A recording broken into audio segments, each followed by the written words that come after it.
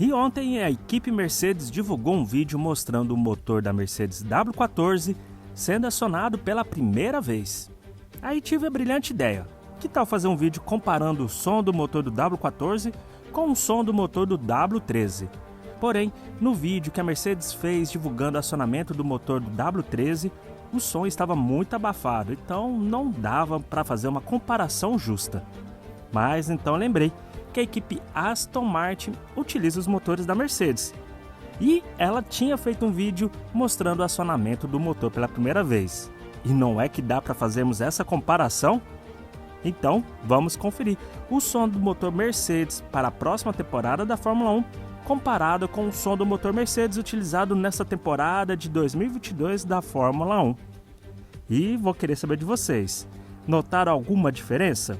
Qual som vocês gostaram mais? Deixa seu comentário aí embaixo. Vou fazer mais vídeos fazendo essas comparações, então, se ainda não é inscrito, inscreva-se aqui no canal do Point F1 para não perder nenhuma informação.